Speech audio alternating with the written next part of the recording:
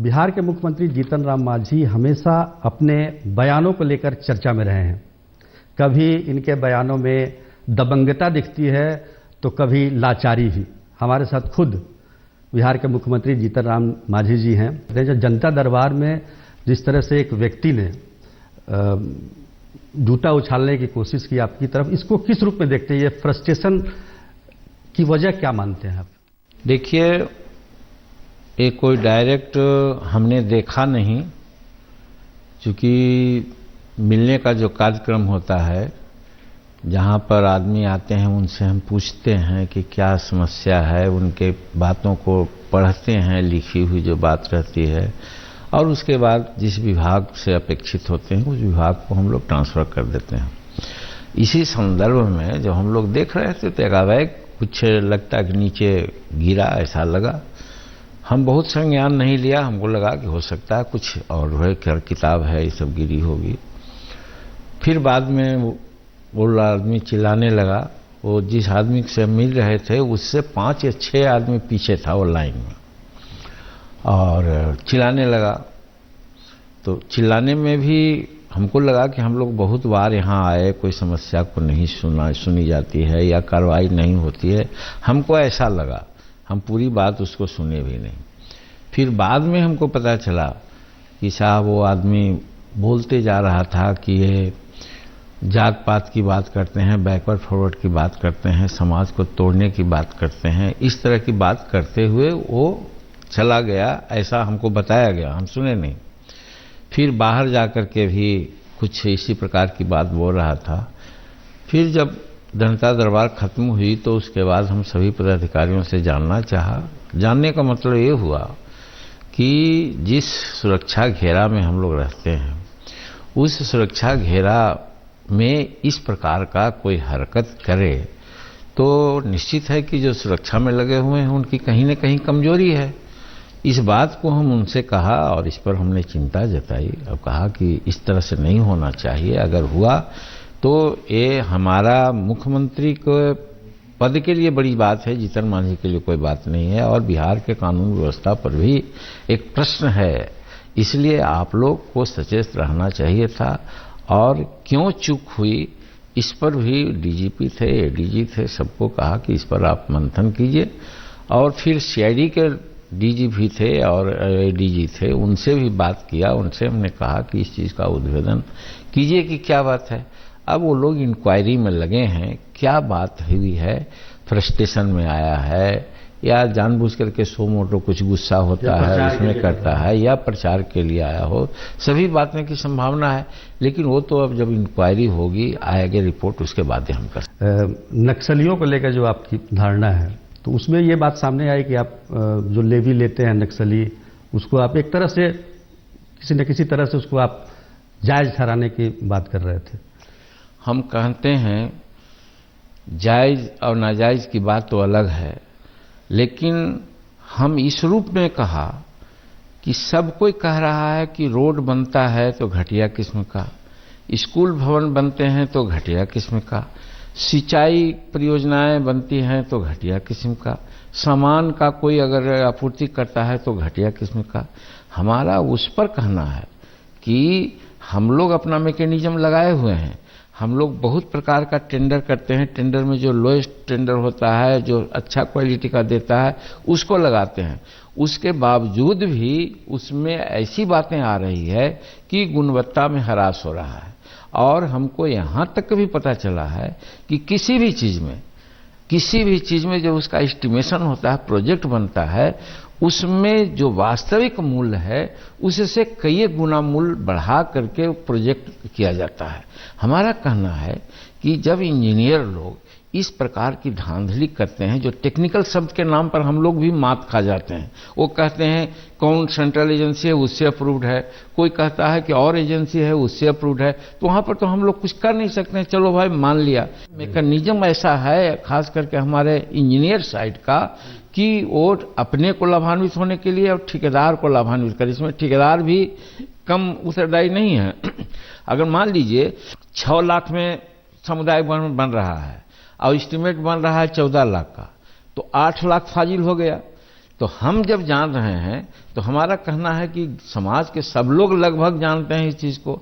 उसमें नक्सलवादी लोग भी होते हैं, उनका दृष्टिकोण होता है कि जब ठीक काम वो नहीं कर रहा है और सरकार का पैसा को खा रहा है, तो तुम खा रहे हो तो चलो उसका हिस्सा हमको भी दो। तो यदि वो 8 लाख में 1 लाख या 2 लाख मांगता है उससे, तो हम तो कहते हैं कि वो अच्छा दंड दे रहा है। हम सरकार के लोग उसको दंडित नहीं कर रहे हैं, लेकिन वो ठेकेदार को दंड दे रहा है ताकि सुधरे। अगर काम में गुणवत्ता ठीक होगी, ये सब होगा, तो हम लोग हर तरह से उसको साथ देंगे। और जो इसका एस्टिमेट बनाता है उसको भी सोचना चाहिए कि अच्छा एस्टिमेट बनावे। इसको चेक करने की जिम्मेदारी तो आप ही की होगी ना। चेक करने की बात तो है, हम लोग क्या सवाल है कि वो मैकेनिकल या सिविल इंजीनियरिंग पढ़ के आया है, वो कहता है कि यही होना चाहिए, तो उसी के लिए उसको डिग्री मिली है, उसको हम कैसे काटें? और नहीं तो ये बात सही है कि जो रोड बनता है 50 लाख, 60 लाख और 70 लाख में, वो कई विभाग है।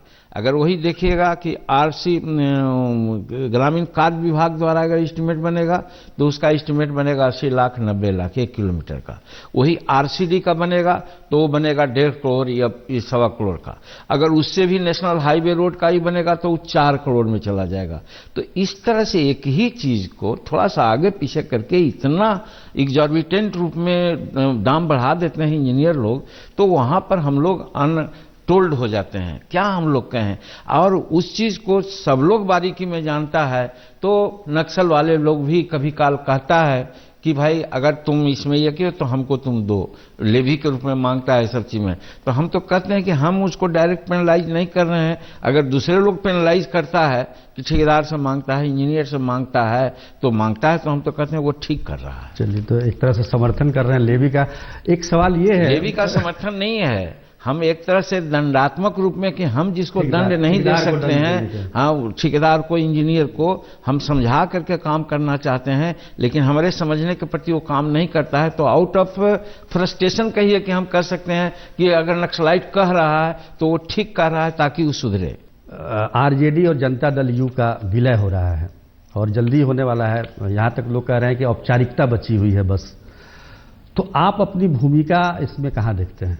जैसे कि बताया जा रहा है कि नीतीश कुमार एक चेहरा होंगे उस विलय का, जो पार्टी बनेगी उसका, तो आपकी भूमिका क्या होगी उसमें? देखिए, नीतीश कुमार जदयू परिवार का सर्वमान्य नेता है, हम भी उनको नेता मानते हैं।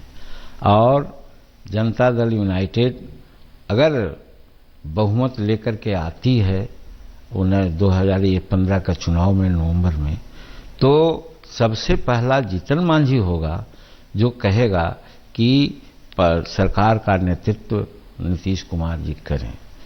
अब रही बात कि गठबंधन का या विलय का, तो जो शक्तियां हमारे बिहार में दस्तक दे रही है और जो केंद्र सरकार में अपना कब्जा जमा लिया, कई एक राज्यों में अपना कब्जा जमाया है, वो हिंदुस्तान के सार्वभौमिकता के लिए एक खतरा है।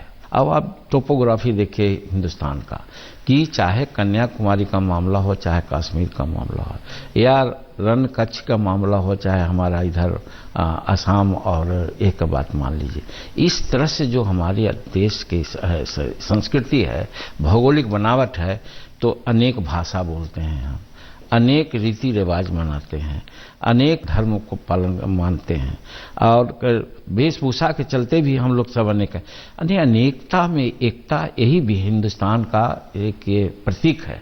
उस चीज को आज कुछ लोग तोड़ने के लिए, अब खास करके भाजपा के लोग आज आमादा हैं। आज साहब वो कहते हैं, कितनी खतरनाक बात कह रहे हैं कि कई एक वर्षों के बाद हिंदुस्तान में हिंदू राजा बने हैं। ये डेमोक्रेसी में कोई राजा होता है? और ये भारतीय जनतंत्र में जिसमें संविधान हम लोग बनाया उसमें कोई हिंदू है? यहाँ तो हम लोग सब भारतीय हैं, और भारतीय जब हैं और इसमें कोई हिंदू कहता है, कोई मुसलमान कहता है, कोई अपने को राजा कहता है, ये हमारे सॉवरेनिटी के लिए बहुत खतरनाक चीज है। इसलिए उसको रोकने के लिए हम जरूर चाहेंगे कि वो मजबूत हो गए हैं। मजबूत होने के लिए अगर हम टूटे हुए रहेंगे तो जैसे लोकसभा में हमारी गति हो गई, मजबूत करने के उसमें मतलब यही बात हम कहना चाहते हैं कि लोकसभा के चुनाव में हम लोग अलग अलग रहे तो हम लोग यहाँ पर 7-8 सीट मात्र जीत सके, 6 सीट के लगभग में। और वही जब उपचुनाव बिहार का हुआ 10 का, और हम लोग एक होकर के लड़े तो हम 6 सीट पर जीत गए, परसेंट ऑफ वोट भी ज़्यादा हमारा आया। तो ये जब हम लोग व्यवहार रूप में प्रयोग कर चुके हैं तो उनको रोकने के लिए ये प्रयोग बहुत आवश्यक था। एक सवाल ये है कि आप लगातार ये हिंट देते रहे हैं कि पार्टी जो है नीतीश कुमार चला रहे हैं, सरकार आप चला रहे हैं, कहीं कोई कंफ्यूजन नहीं है। लेकिन नीतीश कुमार से जब बातचीत होती है तो वो कहते हैं गवर्नेंस के अलावा कुछ और जानते ही नहीं है। तो आपको क्या लगता है कि ये क्या मतलब? अभी तो पार्टी का काम देख रहे हैं, तो आगे क्या देख रहे हैं आप? देखिए, ये बात ऐसी है, नीतीश जी महान नेता हैं, तो खास करके तो हम कह सकते हैं कि बिहार का अगर चाणक्य उनको कहा जाए तो अतियोक्ति नहीं होगी। और उन्होंने जब हम पर विश्वास किया है तो वो आदमी दृढ़ संकल्प के आदमी हैं। वो विश्वास को कोई अगर कह दे, एगो कोई हवा आ जाए, तो जैसे एक बड़ा मजबूत पेड़ है तो कितनों हवा आता है तो टूटता नहीं आंधी में, और कोई पेड़ ऐसा होता है कि साधारण हवा चली तो वो टूट गया। तो नीतीश कुमार एक छायादार बरगद के पेड़ के रूप में मजबूत हैं। जितनी प्रकार की हवाएं चल रही है उसको उतनी भी ध्यान नहीं देते हैं। वो इतना विश्वास के साथ जीतन मांझी को मुख्यमंत्री बनाए हैं कि उनके हर काम को वो मौन स्वीकार लक्षण के हिसाब से वो स्वीकृति देते हैं। और हम भी ऐसा समझते हैं, हम भी बहुत लोग हम लोगों के प्रति बोला, ये दिया, स्टेटमेंट दिया, तो हमने तो कहा कि ये जो स्टेटमेंट देने वाले हों तो सब मेरुदंड विहीन है, इनको कोई हड्डी नहीं है, कोई पछली नहीं है, कोई जन्म सपोर्ट नहीं है। सपोर्ट है नीतीश कुमार का।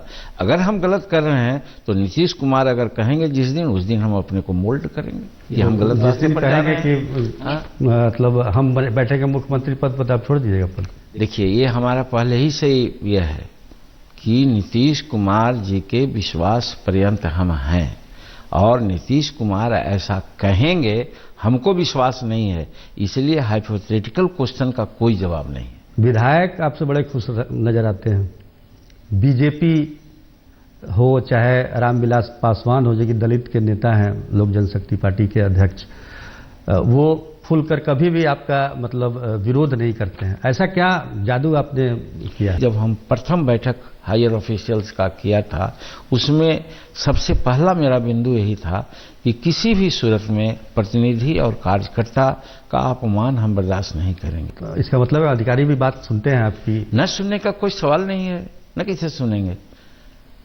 हर चीज मेरे पास है, जो उचित काम अगर नहीं करेंगे तो प्रताड़ित हुए हैं और प्रताड़ित होंगे।